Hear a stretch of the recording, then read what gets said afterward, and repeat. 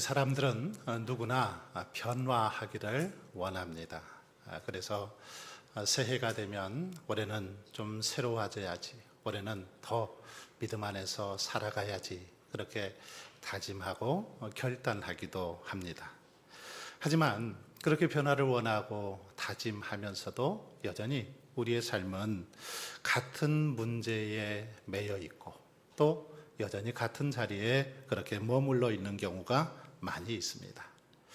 어느 교회에서 목사님이 이런 설문 조사를 했습니다. 당신은 지난 1년 동안 얼마나 믿음이 성장했습니까? 라고 그렇게 물어보았습니다. 그랬더니 믿음으로 살겠노라고 그렇게 다짐하면서도 70% 이상의 교인들이 변화되지 않았다, 변함이 없다, 이렇게 답했다라는 것입니다. 여러분, 어쩌면 이것이 오늘 우리의 현실입니다.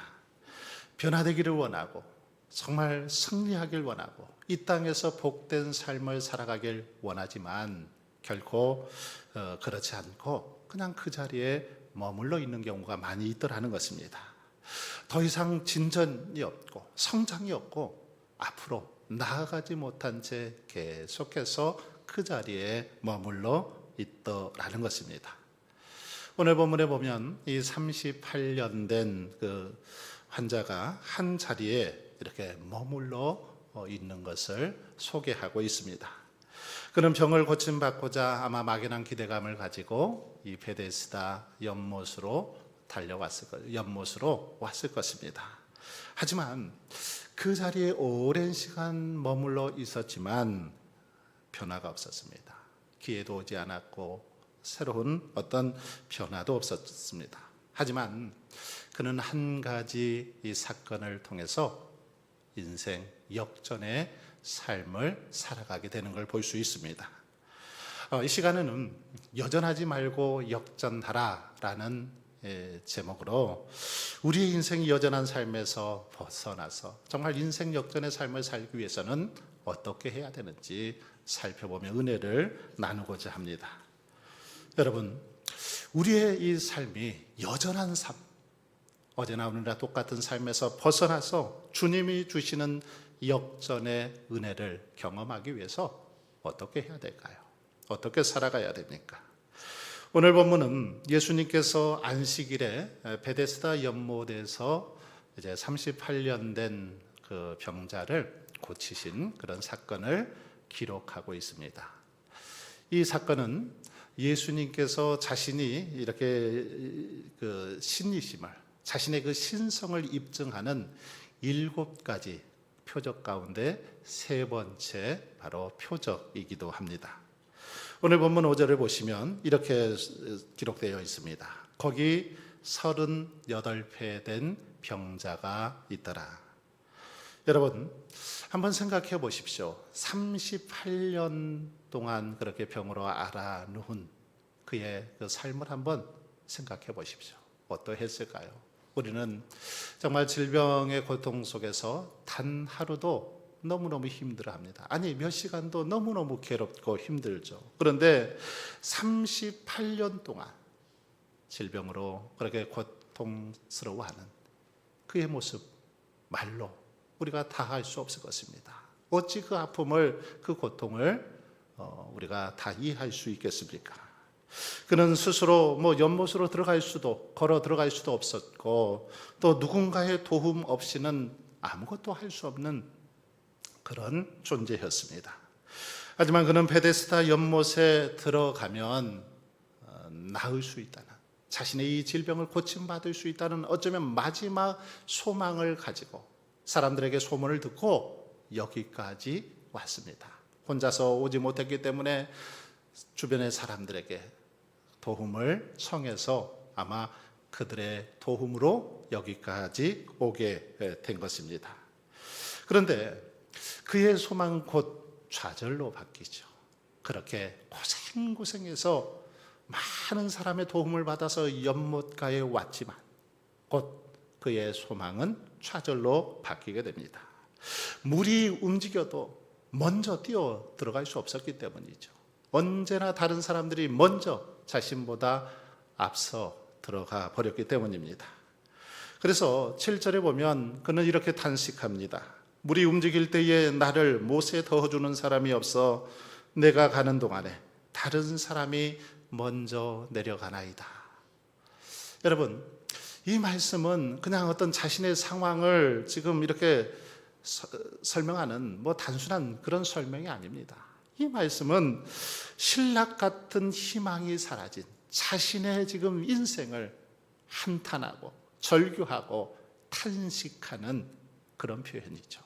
자신의 모든 소망이 다 사라져버린 그 상황을 이렇게 지금 표현하고 있는 것입니다. 저런 것은 수없이 희망을 가졌다가 좌절했고 반복되는 실패로 정서적으로도 깊은 절망과 외로움에 빠져 있었습니다. 주변의 많은 사람들을 보면서 그는 누군가 단 한 번만이라도, 딱 한 번만이라도 나를 좀 저기 연못에 먼저 넣어줬으면, 이런 생각을 하루에 아마 수백 번씩 했을 것입니다. 한 번만 내가 제일 먼저 좀 들어갈 수 있도록 해준다면 하는 그런 바람이 있었습니다. 하지만 어느 누구도 도와주지 않았습니다. 관심 가져주지도 않았지요. 그러다 보니 더 이상 기대도, 어쩌면 하나님에 대한 그런 확신도, 이제 질병에 대한 어떤 회복도 다 사라져 버렸습니다. 그렇게 무려 38년이라는 시간이 흐른 것입니다. 그럼 매일매일 물이 동하면 연못에 들어가려 했지만 항상 다른 사람이 먼저 그렇게 뛰어들었습니다. 그래서 또다시 그 자리에 주저앉고 계속 이런 반복된 삶을 살아가게 되었다라는 것입니다. 여러분, 이 베데스다라는 이 원어의 뜻, 히브리어의 뜻은 자비의 집이라는 그런 의미를 가지고 있습니다. 얼마나 뜻이 좋습니까? 자비의 집.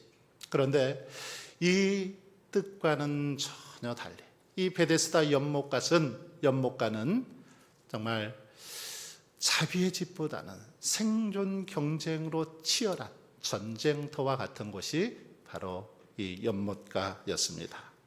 서로를 돌보고 섬기는 모습은 온데간데 없고 오직 자기밖에 모르는 그런 곳이었습니다. 몸이 아픈 것도 서러운데 누구에게도 기댈 수 없는, 누구의 도움도 받을 수 없는 참으로 비참하고 가혹한 그런 전쟁터와 같은 곳이 이 38년 된 환자에게 있어서 베데스다 연못이었습니다. 여러분, 이렇게 38년 된 병자의 그 삶은 늘 여전했습니다. 어제나 오늘이나, 아니 내일이나 모레도 앞으로도 여전할 것 같습니다. 변화가 없었습니다. 똑같은 문제로 고민하고 똑같은 문제를 안고 살아가야만 하는 그런 상황이었습니다. 그가 얼마 동안 그곳에 있었는지는 모르지만 그는 혹시라도 하는 일말의 기대감을 가지고 거기에 그렇게 머물러 있었던 거죠. 혹시라도 하는 기대감을 가지고 무작정 그곳에서 그렇게 기다리고 있었던 겁니다. 여러분, 우리는 이 병자에게서 죄악에 사로잡혀 살아가는 우리 인생들의 실상을 보게 됩니다. 스스로는 아무것도 하지 못하고 또 죄의 문제를 해결하는 방법도 모르면서 그리스도가 길 되심을 믿지 아니하고 막연히 어떤 기대와 소망을 가지고 살아가는 그런 인생들을 보게 되더라는 것입니다. 여러분, 그러나 길을 모르는 사람, 인생을 낭비하게 되어 있습니다. 때문에 가장 불쌍한 인생은 길과 진리이신 예수님을 모르는 삶입니다. 길 대신 주님을 모르면서, 생명 대신 주님을 모르면서 막연한 기대를 가지고 그렇게 살아가는 사람들, 참으로 어쩌면 가장 불쌍한 인생들일 것입니다. 여러분, 우리가 그냥 막연한 기대만 가지고 살아간들 문제가 해결되지 않습니다. 시간만 지난다고 해서 해결되지 않더라는 것입니다. 어느 부분은 늘 이 같은 문제로 싸웠습니다. 당신은 왜 나를 이해하지 못해? 당신도 마찬가지잖아. 이러면서 서로 20년이 넘도록 계속해서 싸웠습니다. 매번 싸울 때마다 똑같은 말로 상처를 주고받고 하면서 그렇게 20년의 시간이 흘렀습니다. 시간이 지나면 더 이상 싸우지 않고 서로 사랑하며 행복하게 살아갈 줄 알았는데 20년이라는 시간이 지나도 여전히 똑같이 그렇게 살아가더라는 것입니다. 여러분, 시간이 지난다고 어떤 문제가 자연스럽게 해결될까요? 가만히 있으면 38년 된 병자가 치유받을 수 있을까요? 결코 그렇지 않습니다. 시간만 흐른다고 자연스럽게 해결되지 않더라는 것입니다. 시간만 흐른다고 우리의 믿음도 또는 기도의 문제도 자연스럽게 어떤 해결받고 응답받는 게 아닙니다. 이렇게 해서는 그 문제를 해결할 수 없습니다. 하지만 어리석게도 많은 사람들은 이렇게 살아갑니다. 시간이 지나면 되겠지, 조금만 기다리면 되겠지 하면서 그렇게 살아가는 이들이 많이 있습니다. 그런가 하면 어떤 사람들은 난 안 돼, 나는 할 수 없어, 나는 그냥 이렇게 살다 죽는 거지 뭐 하면서 자신의 그 삶에 대해서 체념해버리고 또 무기력하게 살아가는 이들도 볼 수 있습니다. 과거의 실패와 상처에 매여서 환경만 탓하고 남만 탓하고 팔자만 탓하면서 살아가는 사람들도 있습니다. 38년 된 병자의 가장 큰 문제는 여러분 뭘까요? 몸과 함께 마음에도 병이 들었다는 것입니다. 몸이 병드니까 마음도 같이 병이 든 거죠. 여러분, 그런데 혹시 오늘 우리들도 이런 마음으로 그렇게 주저앉아 있지는 않습니까? 앞으로 더 이상 나아가지 못하고 여전히 환경만 탓하고 팔자 탓만 하고 남의 탓만 하면서 그렇게 그 자리에 머물러 있지는 않습니까? 여러분, 그런데 오늘 본문을 보면 이런 지금 상황에 놓여 있는데 아주 놀라운 일이 펼쳐집니다. 바로 이런 병자에게 예수님이 찾아오신 것이죠. 그가 예수님을 찾은 것이 아니라 예수님께서 그를 찾아오셨다라는 것입니다. 그리고는 예수님께서 그에게 묻습니다. 내가 낫고자 하느냐? 6절 말씀입니다. 내가 낫고자 하느냐? 여러분, 그런데 이 질문은 생각해 보면 좀 이상합니다. 황당하죠. 38년 동안 낫기를 그렇게 기다리던 그 환자에게 주님이 내가 낫고자 하느냐 이렇게 물으시는 것은 어쩌면 조금 질문 같지 않은 질문이지요. 당연히 낫고 싶지 않겠습니까? 그런데 왜 주님이 이렇게 물으셨을까요? 이렇게 질문하신 데에는 이유가 있습니다. 왜 그럴까요? 그것은 주님은 그의 그 육체보다, 병들어 있는 육체보다 그의 이 마음을 꿰뚫어 보셨기 때문이죠. 그의 마음을 살피셨기 때문이라는 것입니다. 어떤 마음입니까? 그는 너무 오랫동안 기다리다 이제 다 지쳐버립니다. 그래서 자포자기해 버리는 그런 마음으로 지금 그가 있는 것을 보았기 때문입니다. 그는 아마도 처음에는 병을 낫기 위해서 정말 열심히 노력했을 것입니다. 몸에 좋다느냐? 이 약, 저 약 다 먹어보았을 것입니다. 잘 고친다는 의원이 있으면 전국 팔도 다 돌아다니면서 그렇게 치료해 보았을 것입니다. 하지만 그렇게 해도 낫지 않으니까, 오랜 시간 그렇게 노력하고 수고해도 잘 안 되니까 이제는 더 이상 아무런 기대도 소망도 다 그렇게 사라져 버린 것입니다. 열정과 간절함은 온데간데 없이 사라지고 이제 자포자기해 버린 거죠. 가끔 신방을 하거나 상담을 하다 보면 이렇게 질문하는 분들이 있습니다. 목사님, 저는 왜 이렇게 기도가 좀 잘 안 될까요? 왜 저는 믿음이 성장하지 않을까요? 이렇게 묻는 분들이 종종 있습니다. 그런 분들에게 이렇게 한번 되묻기도 하고 또 권면하기도 합니다. 정말 간절히 기도해 보신 적이 있습니까? 믿음의 성장을 위해서 절박한 심정으로 하나님 앞에 몸부림치고 노력해 보셨습니까? 라고 물어보기도 합니다. 여러분, 사실은 우리들은 변화받기를 원하고 새롭게 그렇게 되어지기를 원하지만, 믿음이 자라기를 원하지만, 사실은 너무나 습관적으로 또 형식적으로 그렇게 행동할 때가 많이 있습니다.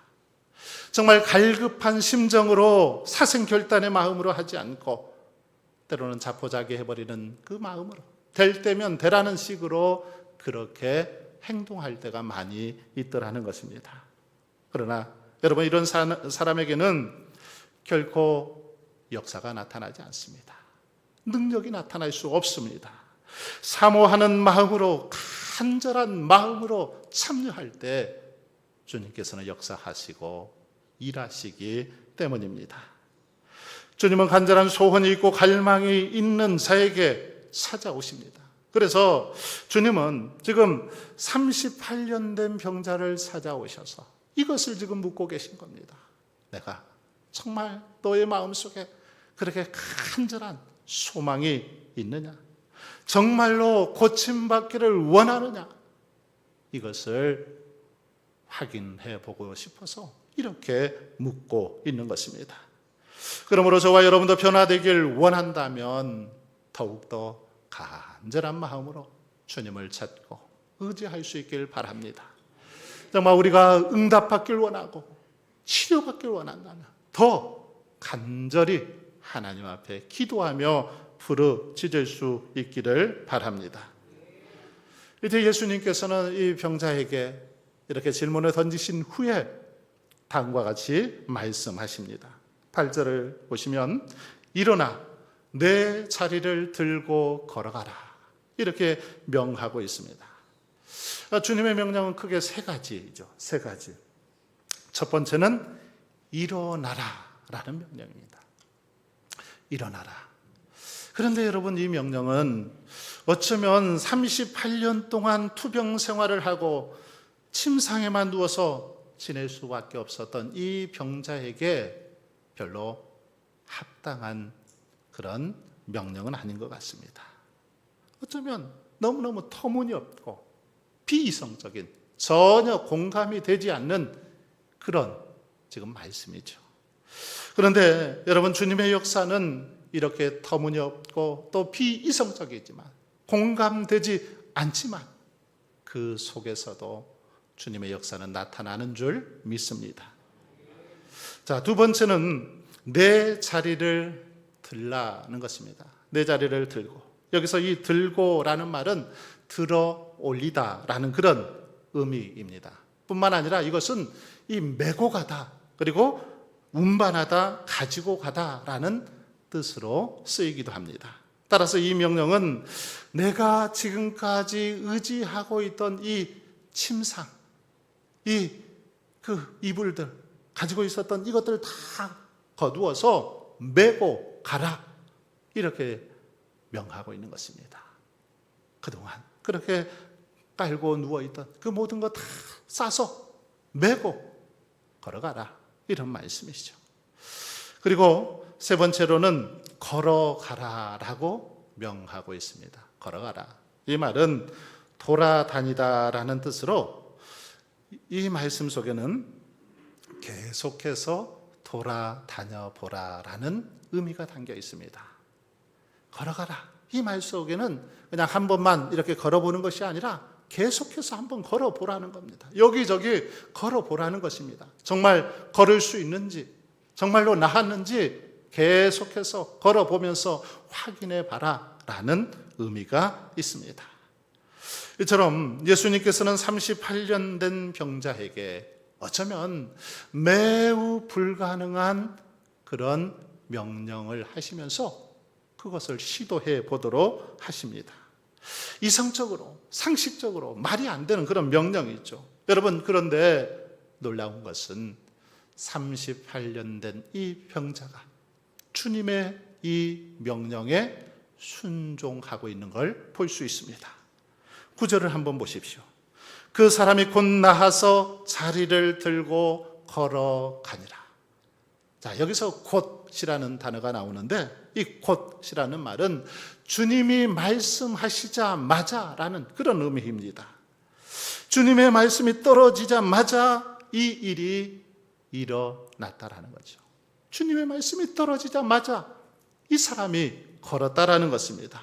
지체하지 않고 명령하시자마자 행동했다라는 거죠.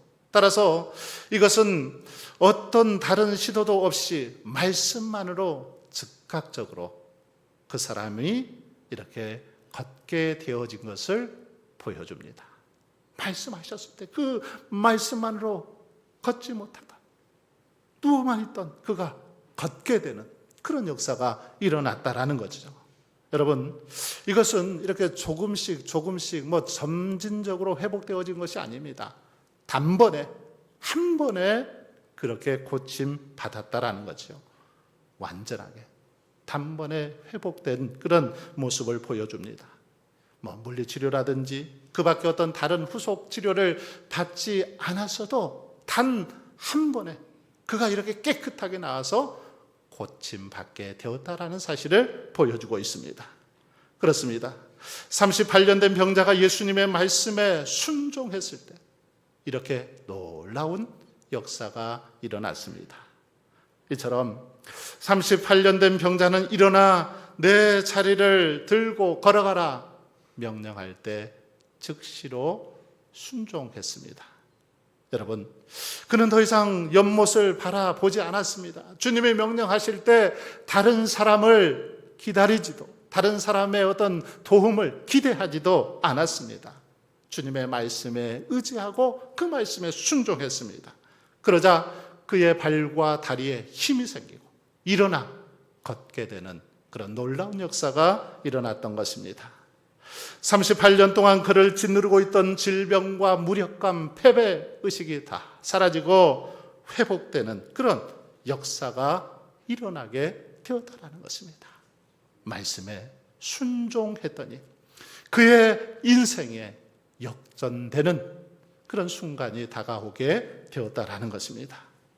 여러분, 이처럼 우리 인생의 역전은 주님의 말씀에 순종할 때 시작되는 줄 믿습니다. 주님의 말씀에 순종할 때 놀라운 역사가 나타납니다. 내 생각, 내 경험, 내 계획, 내 계산 이것들을 다 내려놓고 오직 주님의 말씀을 따라서 그 말씀에 순종하고 나아갈 때 이렇게 놀라운 역사가 일어나더라는 것입니다. 순종할 때 길이 열리고 문제가 해결되고 질병이 치료되고 회복되어지는 그런 역사가 나타나더라는 것입니다. 여러분, 가나의 혼인잔치집에서 물이 변하여 포도주가 된 이 사건도 하인들의 순종의 모습을 통해서 나타났던 것을 볼 수 있습니다. 예수님께서는 하인들에게 이 돌 항아리 6에 물을 가득 채우라고 했을 때 아구까지 가득 그들이 채우죠. 그리고는 이것을 떠서 연회장에게 갖다 주라 명할 때 더 이상 묻거나 따지지 않고 그대로 가져다 주었습니다. 그런데 그렇게 순종했더니 물이 변하여 포도주가 되는 역사가 일어났습니다. 난공불락의 여리고성을 정복한 것도 이스라엘 백성들의 순종 때문임을 우리는 잘 알고 있습니다. 하나님께서는 6일 동안 이 매일 하루에 한 바퀴씩 성을 돌도록 하죠. 그리고 7일째 되는 날은 7바퀴를 돌라고 명하십니다. 그런데 이스라엘 백성들은 따지거나 묻지 않았습니다. 의심하지 않았습니다. 명령대로 순종했습니다. 그대로 하나님께서 명하신 대로 순종했더니 그 견고한 성이 난공불락의 여리고성이 와르르 무너지는 그런 역사가 일어났던 걸 볼 수 있습니다. 어떤 선교사님이 간증한 내용입니다. 그는 이 선교지에서 계속해서 실패했습니다. 하는 것마다 잘 되지 않았습니다. 사람들은 모이지 않고 또 재정도 이렇게 막히고 심지어 이 몸까지 병이 났습니다. 더 이상 정말 선교할 수가 없는 그런 상황이어서 포기하려고 했습니다.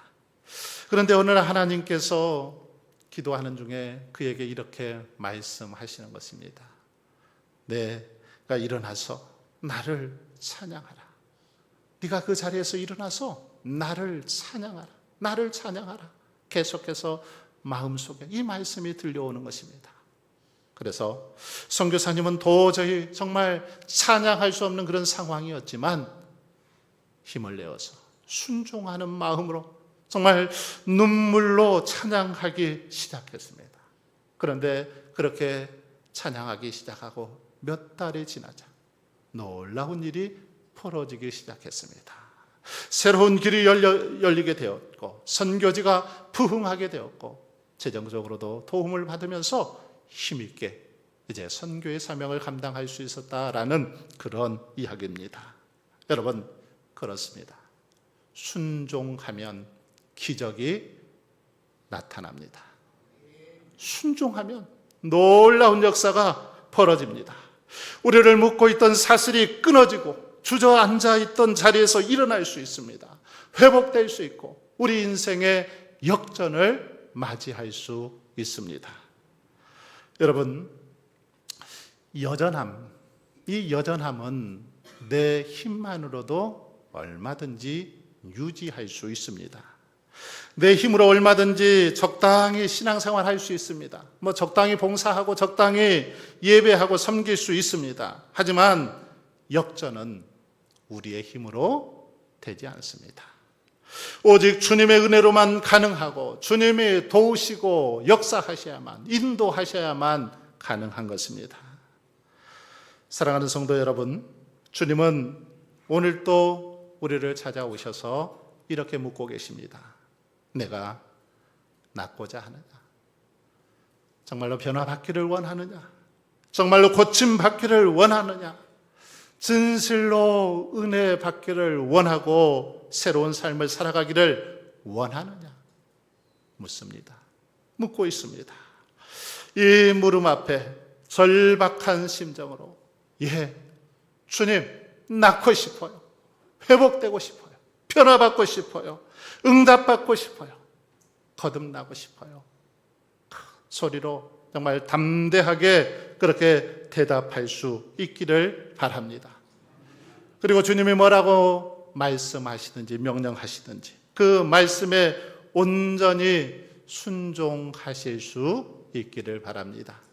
그래서 매일매일 여전한 삶이 아니라 인생 역전의 삶을 통해서 더욱더 하나님께 영광 돌리는 저와 여러분 모두가 되실 수 있길 주님의 이름으로 축원합니다.